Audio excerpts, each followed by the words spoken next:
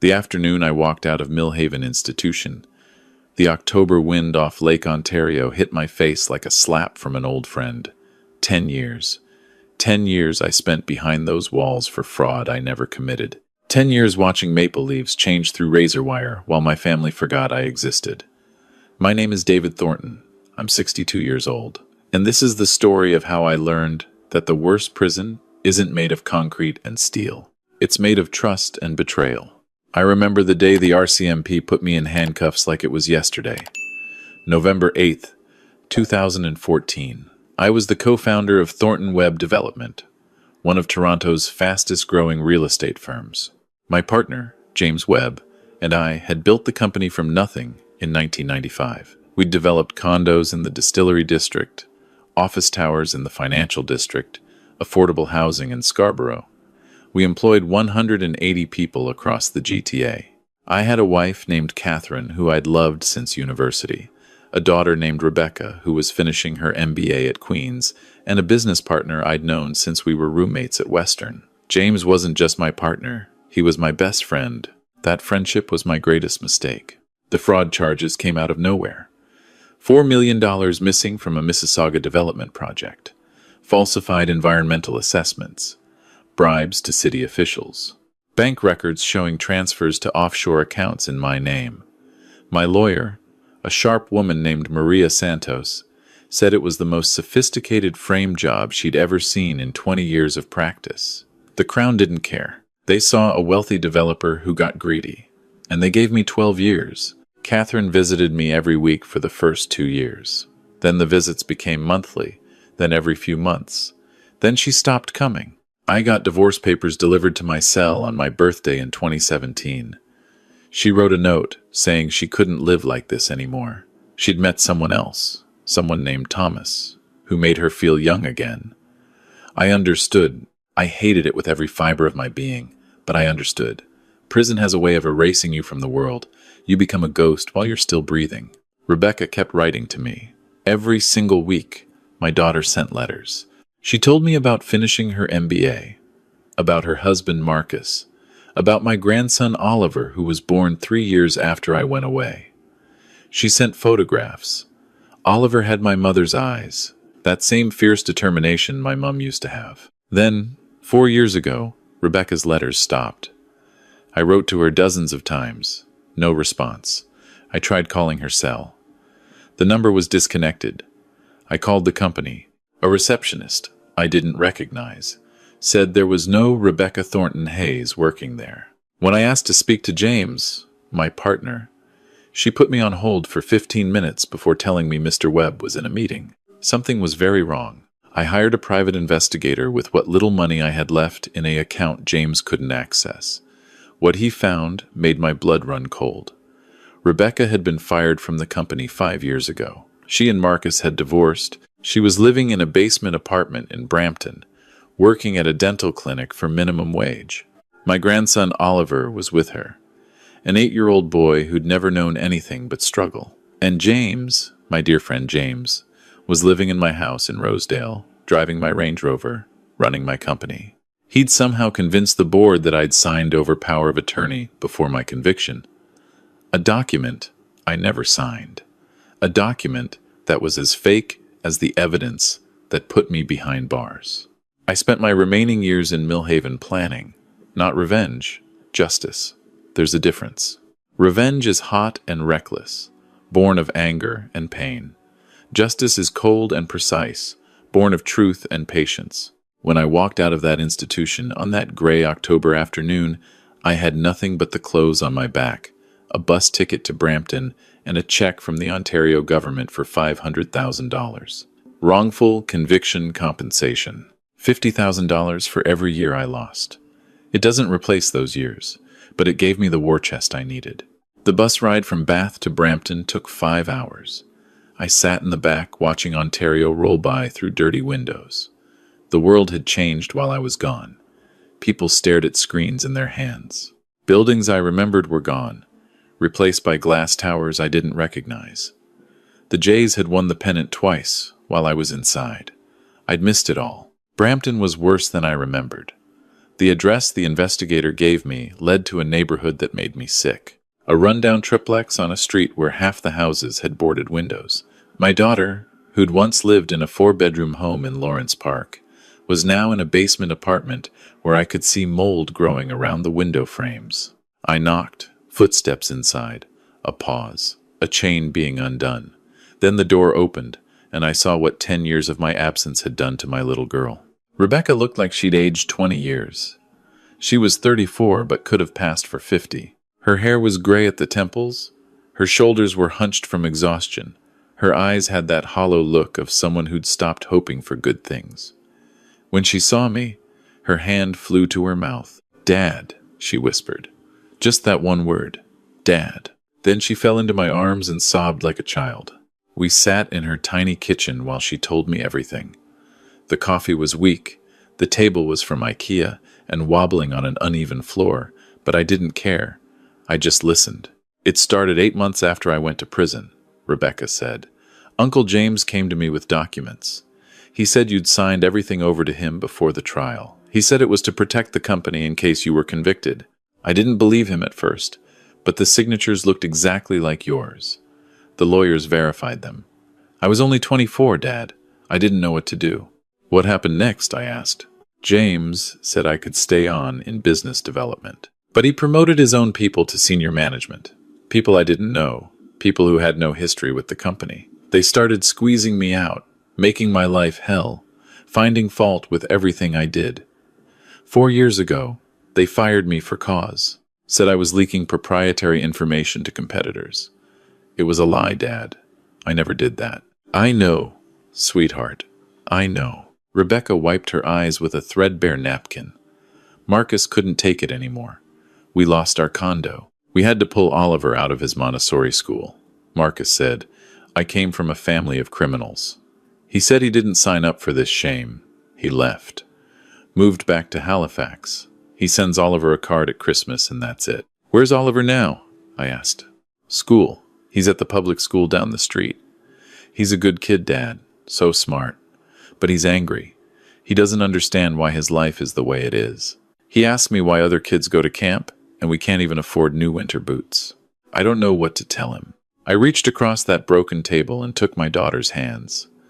They were rough and dry, the hands of someone who worked too hard for too little. "I'm going to fix this," I said. "How?" "James has everything. He has lawyers, money, power. We have nothing. We have the truth. And we have something he doesn't know about." "What?" "That wrongful conviction, compensation, $500,000. And we have me. He thinks I'm a broken old man who just got out of prison, ready to disappear. He's wrong." I spent the next 4 weeks gathering information. I didn't announce my presence. I was a ghost, and ghosts don't knock on front doors. The private investigator was named Chen Liu. He was 38. A former Toronto police detective who'd left the force after exposing corruption in a drug unit. He had a bad knee from a car chase gone wrong, drank too much coffee, and had a hatred for corrupt rich people that made him perfect for what I needed. "Your partner is a real piece of work," Chen said when we met at a Tim Hortons in Mississauga. "He's been running Thornton Webb into the ground, cutting corners on safety, using cheap materials, bribing inspectors. The company's worth maybe a third of what it was when you went away. Half the old crew has quit. The good people couldn't stand working for him." "What about the documents?" I asked. "The power of attorney." Chen slid a folder across the table. I had a forensic document examiner look at them. Off the record, of course. She says the signatures are very good forgeries, but they're definitely forgeries. There are microscopic differences in the pen pressure, the angle of certain letters. A good expert could prove it in court. "What else?" "Your partner has a weak spot. His name is Robert Chen. No relation. He's the CFO that James brought in after you went away. Robert handled all the dirty work, including setting you up. And Robert has a problem. He's being blackmailed." "Blackmailed for what?" Chen pulled out photographs. Robert was having an affair with a city councilor. The councilor helped push through zoning variances for Thornton Webb projects in exchange for cash and, well, other considerations. "Someone's got evidence." Robert's paying $5,000 a month to keep it quiet. Who's blackmailing him? Chen smiled. That's the interesting part. I think it's James. I think James is blackmailing his own CFO to keep him loyal, keep him from ever talking. Can we prove it? Maybe. If we can flip Robert, get him to talk, everything else falls apart.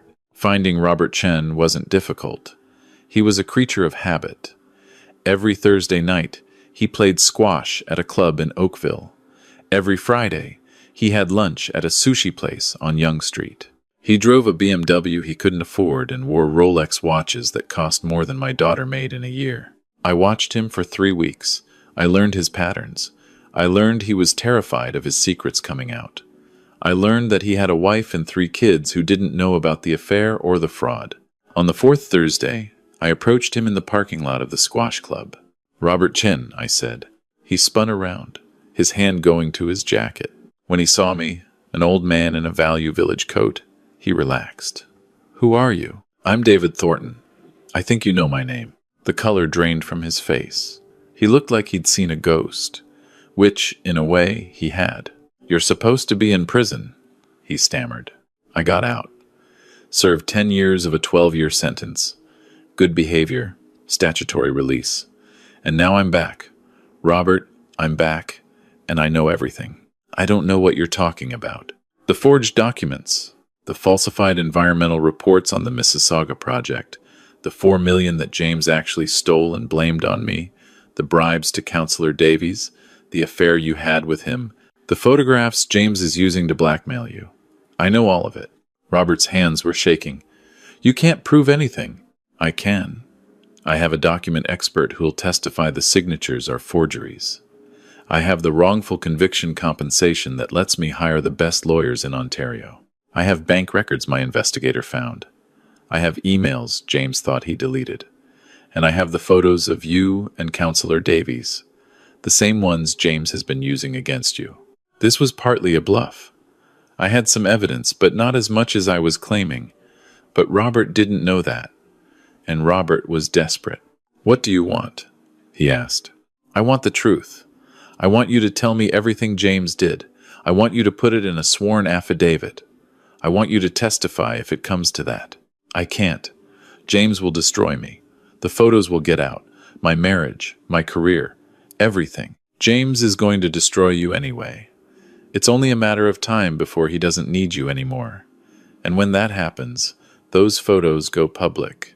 You're useful to him now, but usefulness has an expiration date." He stared at me. "What's in it for me? If you help me, I'll make sure you don't go to prison. I'll negotiate immunity for you with the Crown. Your affair becomes irrelevant if the counselor is already under investigation. You get to keep your family." Robert was quiet for a long time. The sound of cars on the QEW rumbled in the distance. Finally, he spoke. "If I help you, I need guarantees. In writing. You'll have them. My lawyer will draw up an agreement. You testify, you cooperate, you get immunity. That's more than James will ever offer you." He broke right there in that parking lot, with the smell of October rain in the air. Robert Chen told me everything. James had been planning to steal the company for years. He'd always resented that I got the CEO title and he was president. We were equal partners, 50-50, but I was the face of the company. My father had been in construction. I understood the trades. I had the relationships.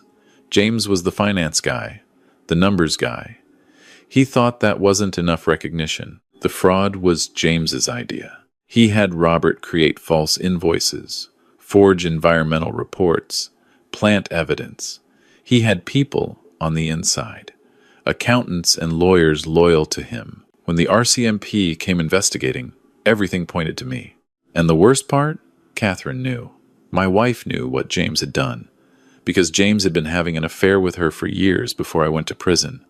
The man named Thomas she'd left me for? There was no Thomas. It was James. It had always been James. James had lived in my house with my wife while I rotted in prison for crimes he committed. I sat in my rental car after Robert left, and I allowed myself 5 minutes. 5 minutes to feel the rage, the betrayal, the sheer agony of what had been done to me. I gripped the steering wheel, and I cried. quiet tears running down an old man's face. Then I wiped my eyes, started the car, and got back to work. Getting Robert's full confession took 4 more meetings. I recorded everything with his knowledge and consent.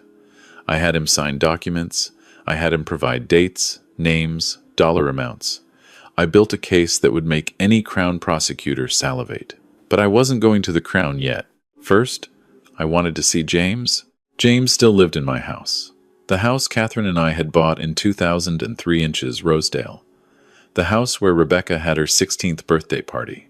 It was a beautiful red brick Victorian, worth close to $4 million now. I'd renovated the kitchen in 2010, added a garage in 2012. Now James lived there with Catherine, with my wife. In my house, I drove up on a Sunday morning in November. The leaves were gone from the trees. I dressed carefully, in cheap clothes from Walmart. I hadn't shaved in a week.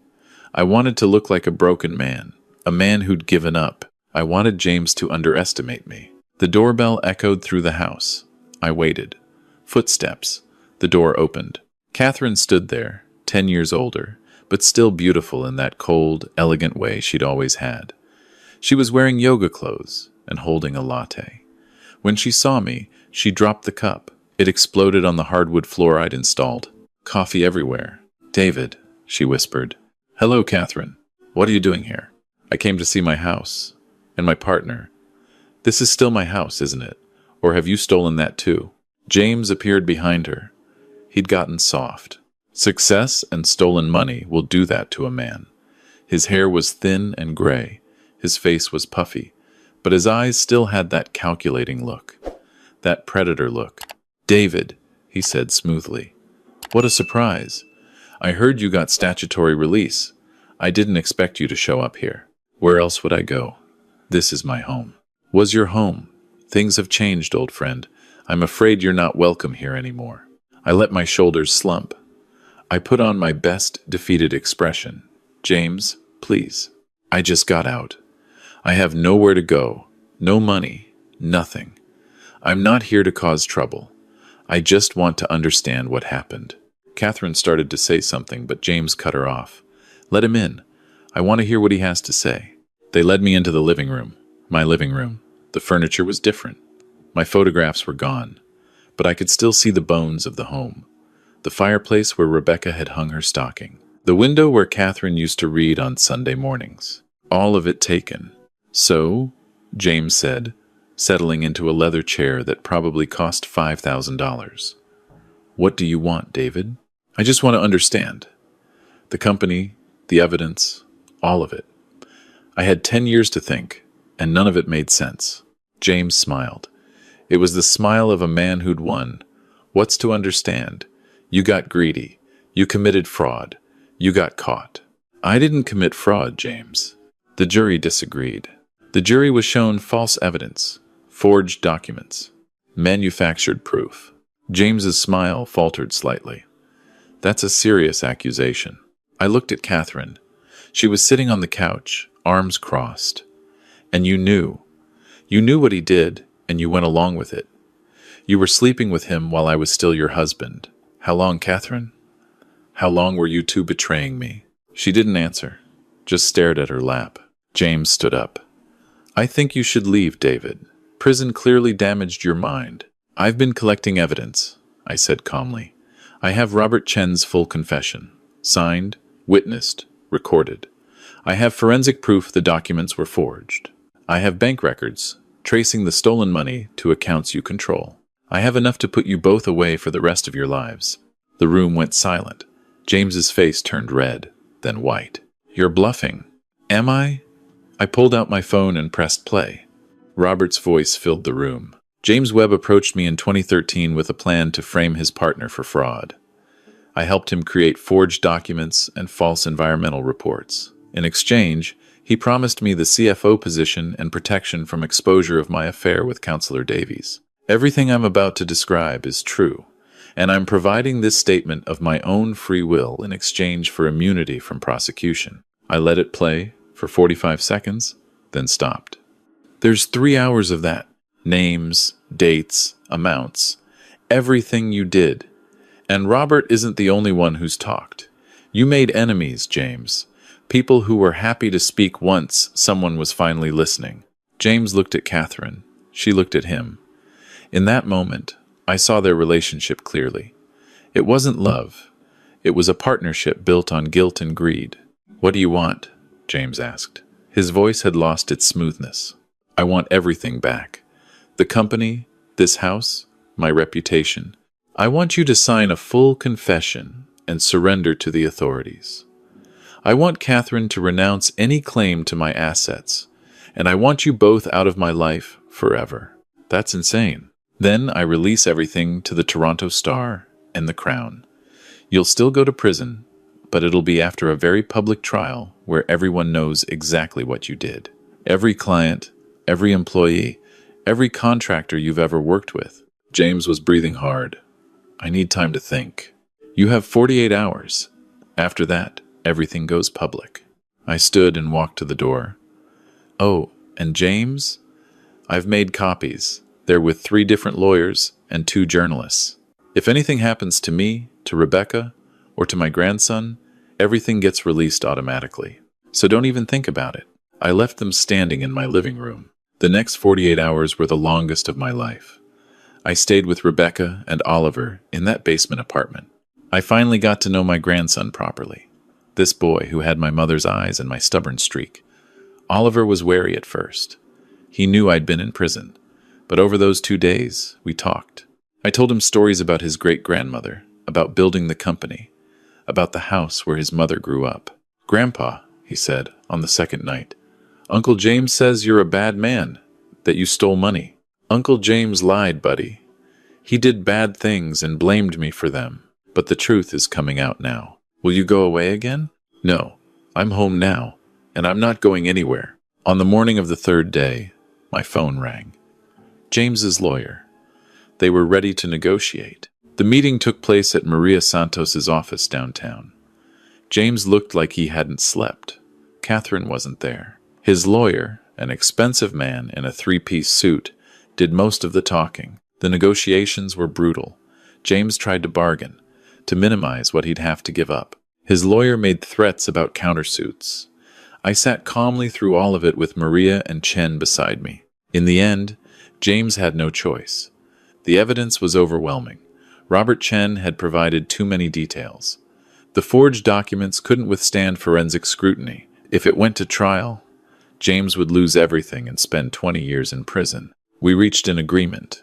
James would sign a full confession and cooperate with Crown prosecutors in exchange for a reduced sentence. He would plead guilty to fraud, forgery, and conspiracy. He would serve a minimum of 8 years in a federal institution. Catherine would divorce James and renounce any claim to assets acquired during our marriage. She would also sign a statement admitting knowledge of the fraud. In exchange for her cooperation, she would avoid criminal charges but would face a civil lawsuit for damages. All of my assets would be returned, including the company, the house, and all financial accounts. Rebecca would be reinstated as VP of Development with back pay for the 5 years she was wrongfully terminated. James would publicly apologize in writing and on video. And Counselor Davies would be investigated separately, with Robert's testimony providing the evidence. Watching James sign that confession was one of the sweetest moments of my life. His hand shook as he put pen to paper. "Was it worth it?" I asked him. 20 years ago, you had a partner who trusted you completely. You had a stake in a thriving company. You had everything. Was destroying all of that worth it? He didn't answer. He just signed and left. The next 8 months were a whirlwind. James's arrest made every news outlet in Ontario. The National Post ran a full investigation. CBC did a documentary. I gave interviews. I told my story. The Ontario government reviewed my wrongful conviction case and increased my compensation to $800,000, $80,000 per year, the maximum under the new guidelines. Thornton Webb Development barely survived. James's mismanagement had gutted it. But there was still a core of good people. With Rebecca back and fresh investment from partners who believed in us, we started rebuilding. I moved back into my house. It felt strange at first. sleeping in rooms James and Catherine had occupied. But slowly, I made it mine again. I took down Catherine's artwork and put up family photographs. I replaced James's furniture with pieces that reminded me of better times. Oliver came to live with us. Rebecca and I agreed the boy needed stability. He enrolled at a good school in Forest Hill. He made friends. He joined the hockey team. He started smiling again. Rebecca and I rebuilt our relationship. 10 years of separation had created distance, but blood is thicker than time. We worked side by side during the day and had dinner together at night.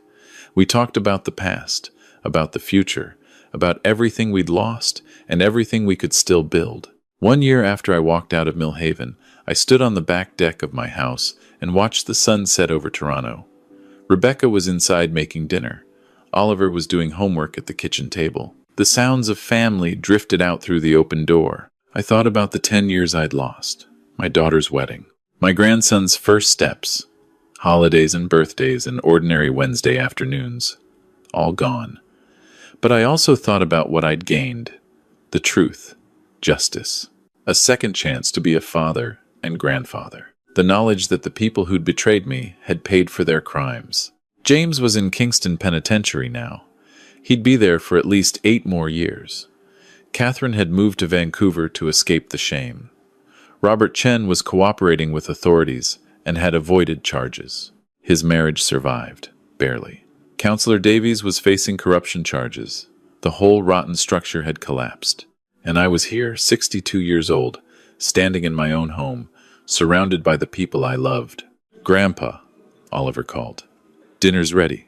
I turned away from the sunset and went inside to join my family. The story wasn't over. It never really is. James would get out eventually.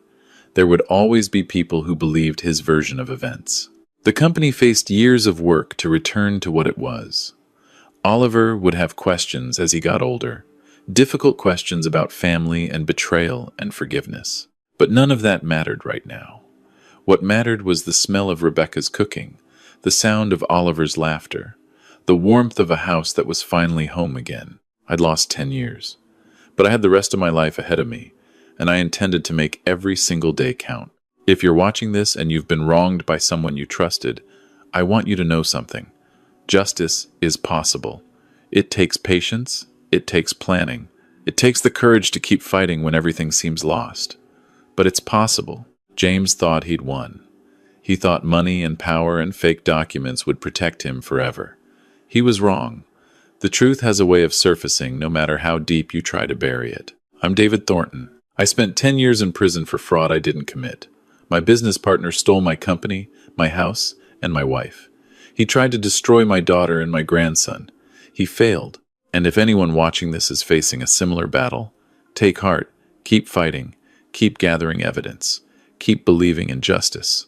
Because in the end, the truth always wins. Always.